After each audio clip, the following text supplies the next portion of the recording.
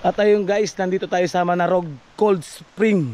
Mamaya papakita ko sa inyo kung gaano kalinaw at kaganda yung ilog. Sobrang linis, sobrang linaw. Yan.